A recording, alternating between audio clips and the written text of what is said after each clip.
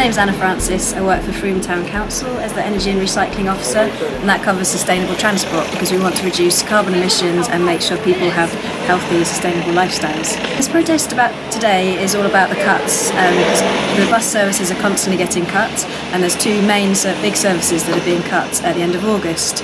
So today is about saying, look, we really need these bus services, and we want to engage proactively and positively with both the Somerset County Council and the bus companies to see how we can improve the services and get more people using them rather than them just being cut.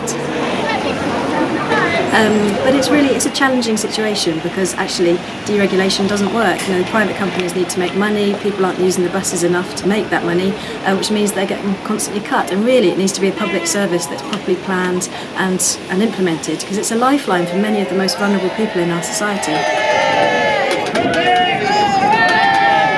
So I go to Lunny 3 or 4 times a week. My daughter lives in a care home there, and that is the reason I need the bus, otherwise I won't get it. I don't drive, and sometimes when we're in town and the children get tired, we need a bus to get us home. And where do you live? We live at the top of town, at the top of Broadway, and if they cut the 184 and they change to 267, we won't be able to get home. Well, there is plenty of people that do use the 184, because my eldest daughter, she's been unemployed for several years and she's got herself a job in Bath and she loves her little job, but the only way she can get there is with the 184, and if they stop the 184 then we don't know what we're going to do. I actually work for the council. Okay. I can't get to work. I don't drive, don't have a car. They've moved the council offices down to Shepton Mallet, and I'm actually going to be stuck now because I can't get to work.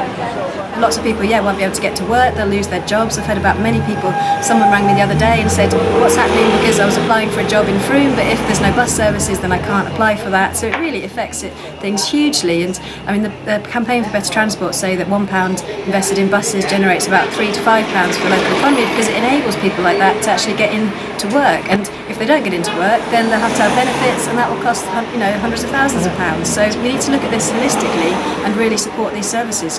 We as a town council are very much, and have for a long time been very much in favour of supporting public transport. On a purely environmental level, it clearly makes sense to have people travelling on public transport rather than, if you look at the traffic today, there are many people coming into town with just 1 or 2 people in cars, whereas actually we could be running some really efficient bus services and connecting Frome to the surrounding villages. But in the longer term, we can speak to the bus companies, we can do some work around helping them to make those bus services more profitable, which is understandably their concern.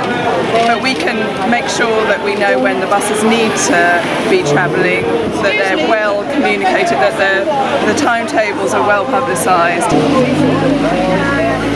It becomes a desirable option rather than a residual service. Because some people are telling me that they can't even get to work now. If they cut these buses, some of them won't be able to go to work. Absolutely.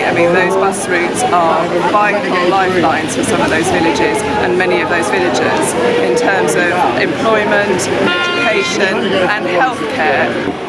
So the next move is we want to meet with all the bus companies to look at what their plans are for the future. We also want to work with Somerset County Council and also all the local MPs to see what we can do and actually lobby together, and really want more people to join the campaign. So we're on the there's a website, FAVBUG, and then also on Facebook. And another campaign in Shepton Mallet called Don't Cut Us Off. So I think if we all unite together and say, look, we really need these services, then hopefully something can be done. A bus service is a public service, and it should have remained as a public service. It's so critical that it can't afford to be, it cannot be driven by commercial forces.